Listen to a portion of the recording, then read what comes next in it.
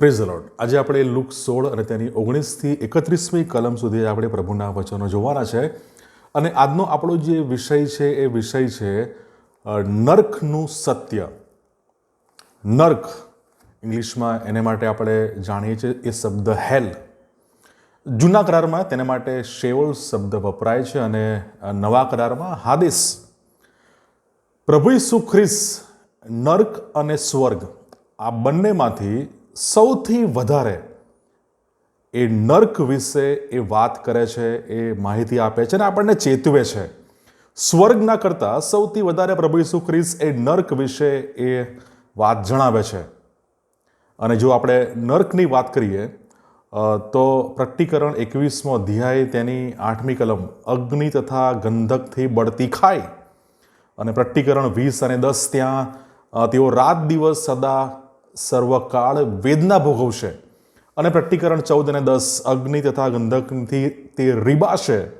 આ બધી વાતો આપણને પ્રકટીકરણના પુસ્તકમાં મળે છે અને ખાલી પ્રકટીકરણ નહીં, નવા કરારમાં અલગ અલગ જગ્યાએ આપણે એ વાતો જોઈ શકીએ છીએ. નર્કને બાઇબલ નવા કરારમાં અગ્નિ જ્યાં હોલવાતો નથી, ન હોલવાતો અગ્નિ, એવું એ રૂપક આપે છે માર્ક 9:48 અને માથી 3 અને તેની 12મી કલમ. અને એની સાથે એ સાર્વકાલિક અગ્નિ માથી 25મો અધ્યાય 41મી કલમ, અનંતકાળનો નાશ બીજો થેસ્સાલોનિકા 1 અધ્યાય 9મી કલમ.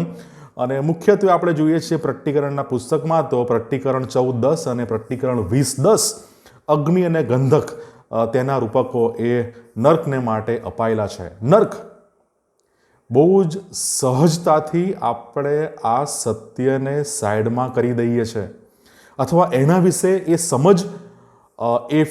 સમજ અને એની સાથે એ વિશેનું સત્ય એ આપણી પાસે નથી, અથવા આપણે સાંભળ્યું છે, વાંચ્યું છે, પણ આપણે એને ઇગ્નોર કરીએ છીએ. પણ પ્રભુ ઈસુ ખ્રિસ્તે સૌથી વધારે સ્વર્ગ અને નર્કમાં બંનેમાં સૌથી વધારે એ નર્ક વિશે પ્રભુ ઈસુ ખ્રિસ્તે એ વાત કરી છે. એ સત્યથી આપણને પવિત્ર શાસ્ત્રમાં વાકેફ કર્યા છે.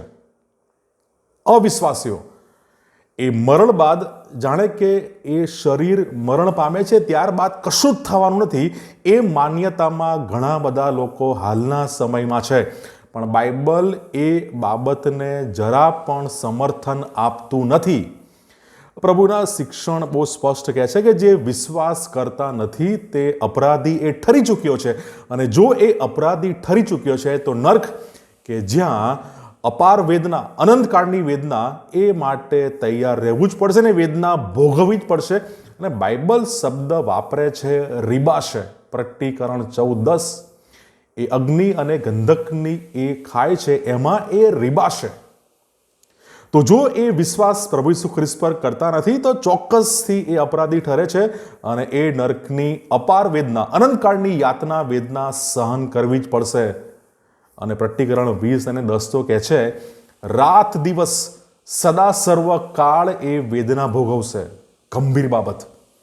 પ્રભુ ઈસુ ખ્રિસ્ત પર જો વિશ્વાસ કર્યો નથી તો એવું બિલકુલ ના સમજીએ કે મરી જઈશું એટલે વાત પતી જશે, કશું જ નહીં થાય.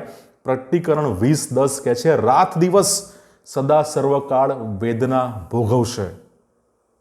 અને એની સાથે ઘણા બધા લોકો એ માન્યતા પણ રાખે છે કે છેવટે અંતે બધા બચી જશે, ઈશ્વર બધાને બચાવી લેશે. આ પ્રકારની માન્યતા પણ ઘણા બધા લોકો રાખે છે.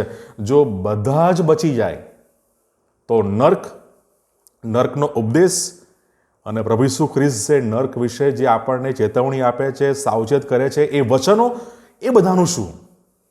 ઈસુનો વિશ્વાસ ન કરનાર અને ઈશ્વર સામે બંડ પોકારનાર એ દરેક લોકો એ સજા ભોગવશે, એ નર્કની યાતના એ ભોગવશે. અને એ સદા સર્વકાળને માટે, થોડા સમયને માટે નહીં. માટે એ માન્યતા પણ એ આપણી ભૂલ ભરેલી છે. આવી ઘણી બધી ખોટી માન્યતાઓ આપણે નર્ક વિશે રાખીએ છીએ અને શૈતાન એમાં આપણને ભરમાવી દે છે. જે લોકો સુવાર્તા સાંભળી નથી તે લોકો નર્કમાં જશે નહીં, આવી પણ માન્યતા ઘણા બધા લોકો રાખે છે અને કહે છે કે એ લોકો બચી જશે. સુવાર્તા સાંભળી નથી એ લોકો નરકમાં જશે, એ લોકો બચી જશે. પણ બાઇબલનું શિક્ષણ બહુ સ્પષ્ટ ચેતવણી આપે છે, જ્યાં સુધી તમે ખ્રિસ્તમાં વિશ્વાસ નહીં કરો ત્યાં સુધી તમે કોઈ પણ રીતે બચી શકતા નથી. યોહાનનો 3 અધ્યાય 18-19 એ સ્પષ્ટ વાત કરે છે. યોહાન 3 એની 18 અને 19મી કલમ આ પ્રમાણે કહે છે, તેમના પર જે વિશ્વાસ કરે છે તે અપરાધી ઠરતો નથી, પણ જે વિશ્વાસ નથી કરતો તે અપરાધી ઠરી ચૂક્યો છે. ગંભીર બાબત. જે વિશ્વાસ કરતો નથી, જે ખ્રિસ્તની સુવાર્તાને સ્વીકારતો નથી, ખ્રિસ્તને સ્વીકારતો નથી, એ અપરાધી ઠરી ચૂક્યો છે.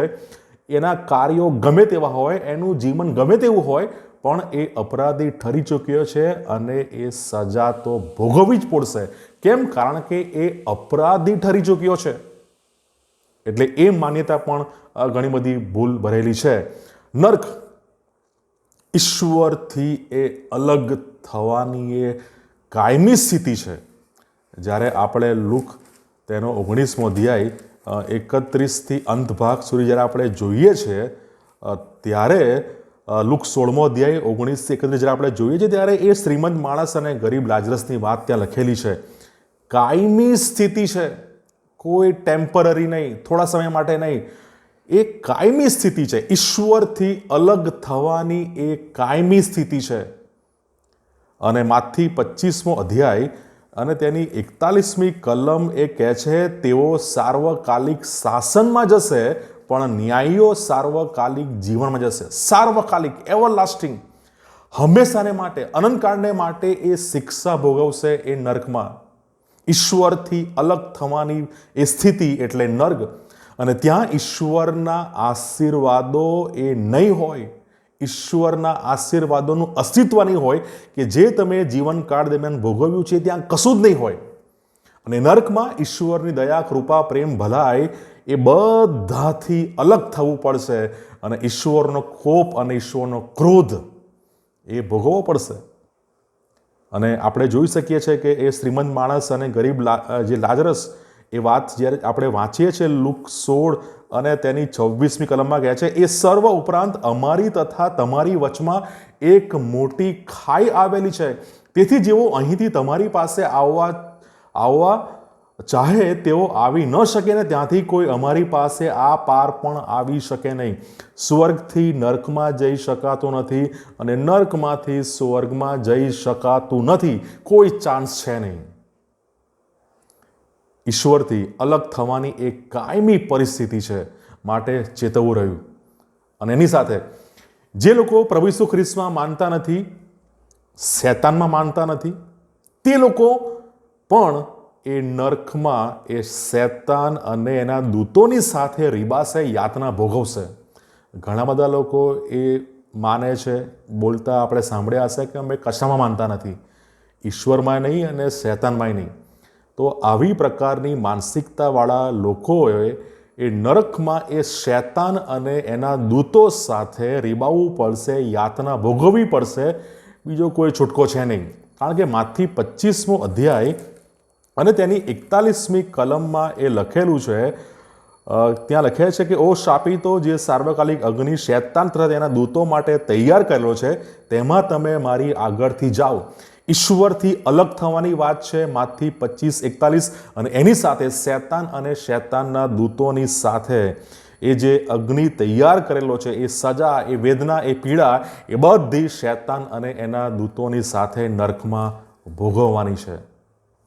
તમે ઈશ્વરમાં માનતા નથી, શૈતાનમાં માનતા નથી, એટલે એનો મતલબ એવો બિલકુલ નથી કે તમે નર્કની યાતનાથી બચી જશો. બાઇબલ કહે છે રાત દિવસ સદા સર્વકાળ વેદના ભોગવશે. અનંતકાલિક એ પરિસ્થિતિ ત્યાં એ સર્જાશે, એ ભોગવવી પડશે. અને ઘણા બધા લોકો માન્યતા ધરાવે છે કે મરણ પછી શું થવાનું છે, કોને ખબર, કોણે જોયું છે, કોણે કીધું છે. બાઇબલના વચનો સ્પષ્ટ છે.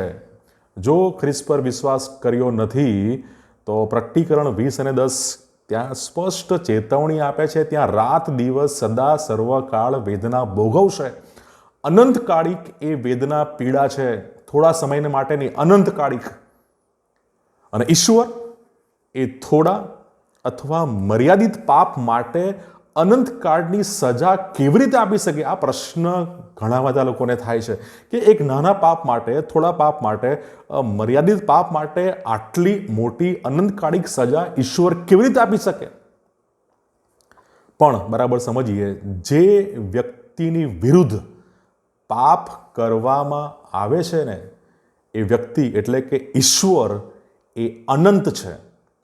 એ અનંતકાળિક પવિત્ર, અનંતકાળિક દયાળુ, અનંત અથવા અનંતકાળિક સર્વોચ્ચ શાસક એવા એ પરમ પવિત્ર એ ઈશ્વર છે. અને જો આપણે એ અનંતકાળિક ઈશ્વર સામે જો આપણે પાપ કર્યું છે તો એની સજા પણ એ અનંતકાળિક નરકમાં એ ભોગવવી પડશે. નરકમાં સજા પામેલા લોકો અનંતકાળ સુધી એ ત્યાં પીડાતા રહેશે, રીબાતા રહેશે. અને નરકમાં કોઈ પણ પ્રકારે પસ્તાવો થઈ શકતો નથી. એનો કોઈ અર્થ નથી. નરકમાં ગમે તેટલા રડો, પણ નરકમાં પસ્તાવો શક્ય નથી. એ પસ્તાવો જ્યાં સુધી આ જીવનમાં શ્વાસ ચાલુ છે ત્યાં સુધી એ તક આપણને મળેલી છે. નરકમાં પસ્તાવાની કોઈ તક નથી, કોઈ ચાન્સ નથી. જ્યાં સુધી આ શ્વાસ ચાલુ છે ત્યાં સુધી પસ્તાવો કરે, પ્રભુની પાસે આવીએ કે પ્રભુ આપણને આ નર્ક, એની વેદના, એનાથી આપણને આપણા વાલાઓને બચાવે. નર્ક વિશેના સત્યમાં વિશ્વાસ કરવાથી આપણને ઈશ્વર સાથે મિલાપ કરવાને માટે, સમાધાન કરવાને માટે પ્રેરણા મળે છે. એની ગંભીરતા જો આપણે સમજીએ તો આપણે આજે જ, અત્યારે જ ઈશ્વરની સમક્ષ પ્રાર્થના સાથે, પસ્તાવા સાથે કબૂલાત કરીએ અને પાપોની માફી આપણે ઈશ્વરની સમક્ષ માંગીએ. એ પ્રેરણા આપણને આ બાઇબલના સત્યમાંથી આપણને પ્રાપ્ત થાય છે.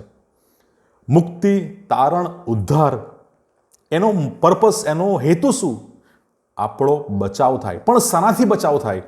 નર્ક અને નર્કની એ અનંતકાળિક, સાર્વકાલિક જે વેદના છે, પીડા છે, એનાથી બચાવવાને માટે પ્રભુ ઈસુ ખ્રિસ્ત એ માનવ દેહ ધારણ કરે છે. એનાથી બચાવવાને માટે પ્રભુ ઈસુ ખ્રિસ્ત એ અપાર પીડા, વેદના એ વધસ્તંભ પર ભોગવે છે, મરણ પામે છે, પુનરુત્થાન પામે છે. એ સત્ય આપણે